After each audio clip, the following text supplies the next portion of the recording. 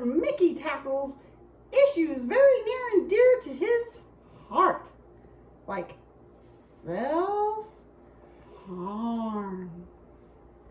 Can you say self-harm? Okay, everybody now. Very good. I've heard that you guys deal a lot with self-harm at Yamhill County Juvenile Detention. Is that right? All right. Well, to give you maybe a different perspective on all this, I got my good pal, Minnie Mouse. Let's all cheer for Minnie. Yay! Oh, hi. Okay, stop the cheering. Stop the cheering. Okay. Hi, Minnie Mouse. Hi. How are you today? Good. How are you? Pretty good. Glad to have you here. So we're going to talk about some self-harm. Yeah? Self-harm? Yeah. Do you know anything about this? I do. I used to struggle with that.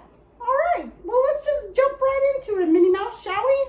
Okay. So how old are you now? I am 17. You're 17 years old. Okay. And what grade are you in? I'm a senior in high school. Do you get good grades? I do. You follow the rules? I do. You do what you're supposed to do? Yep. Oh, sounds like you're a good kid. Mhm. She's the best. How did you learn about self-harm, Minnie Mouse? I learned about it in 4th or 5th grade from one of my friends at the time. Wow. That's pretty young. How old is that then? 4th, 5th grade. I was about 9 or 10. All right. So you learned about it from your friends. And what did your friends do? What kind of self-harm were they into? Well, they did cutting on themselves. Oh, that sounds bad. It was the same kind that I did. Oh my goodness. And when did you start self-harming, Minnie? About when I was 12 years old. When you were 12 years old. Well, okay. And why exactly did you self-harm? Were you trying to fit in with a certain group of people, or did you just think, well, today I just feel like, how did it work? Well, know about the fitting in. I really did it just for a coping mechanism. It sounds like you needed some better coping mechanisms. I really did, but I didn't know at the time that there were anything better. But that's okay. You live, you learn. And I think you're looking pretty good now. Are you doing better? Very much. That's good. Okay, so back to it now. Why did you feel like you had to self-harm, Minnie? What were the feelings you were having? What made you want to do this horrible thing? Well, at the time, I had just gone through my first breakup, and I was the one who broke up with him. And I thought I was so horrible for breaking up with him and making him feel that way that I needed to feel more pain than what I was in. And I also couldn't really understand the pain that I was in mentally, if that makes any sense. And I couldn't cope with it really well at all. There were days where I just felt kind of numb to the experience. And so eventually I just thought of self-harming, and one thing led to another, and I found something I could self-harm with. So I did, because I thought if I was in physical pain, it might distract from my mental pain, and I might understand better why I'm in so much pain, because I couldn't understand it quite. So when would you self-harm? Like, when would you do it? Typically late at night into like the early morning time. So about 10 p.m. to 3 a.m. 10 p.m. to 3 p.m., huh? 3 a.m. That's what I meant. Don't laugh at me. Well, did you talk to anybody about your self-harm issues, Minnie? Yeah, I did. But, honestly, they either didn't quite understand what I was going through, or they did it themselves. So I didn't really know how to take it from someone who would ignore me saying that they shouldn't do it and then go ahead and do it. So I just figured it didn't matter if it came from those people. So at the time, you just didn't have a very good peer support type group, yeah? Not at all. Just not very many people that you think could understand and know what you were going through. Yeah, that's how it felt like. What about your parents? Did your parents help? Not at the time, but they've helped since then. Well, I guess another question I have, Minnie. What did self-harm do for you?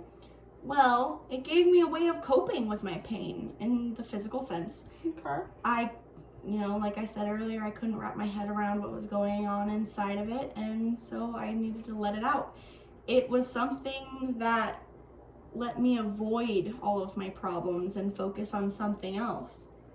And every place that I was insecure about, too, sorry to interrupt, but every place that I was insecure about on my body at the time, that's just kind of where I let my anger out with it. So, Minnie, what kind of new things have you learned about your self-harm in your learning to cope with it? What kind of coping skills have you learned? What works for you? Well, definitely hanging out with my friends and spending time with people who weren't doing that. And honestly, getting myself out of that headspace was the hardest thing I could ever do, because honestly, up until then, I had done the thing so I would get out of the headspace. But I learned through my therapy sessions different ways to cope. I took breathers, I took my self-worth into accountability, I let people know how I was feeling every single time, and I got myself out of the dangerous headspace and the dangerous situation that I had created for myself. Oh, good. Minnie, and I'm glad to hear that you've got some better coping mechanisms. High five for that. Good job. Awesome. Minnie, what do you think are some common misconceptions about self-harm? That people do it to get attention. You don't cut yourself on places people can't see for attention. You don't hide them so well that no one even knew for years that you cut for attention. Sometimes it can be a cry for help if it's visible, but you shouldn't assume you know people's reasons for coping, because it's hurtful and harmful.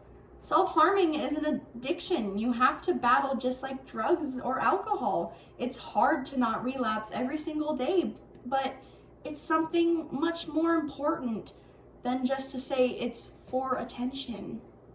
Right, and it's not just a manipulation tactic. No, right? Of course not. It's not like that at all. As I've been saying, it's coping and it's trying to deal with my problems in the best way that I know how to. And honestly, you just need to talk to someone about it if you have these feelings of self-harm. Minnie, just wanted to thank you really quick for sharing with us today. That's really brave of you. High five. Hug. Aww. All right, well, we're out. Hot dog, hot diggity dog. We got ears, it's time for cheers. Goodbye from now from Mickey and Mouse.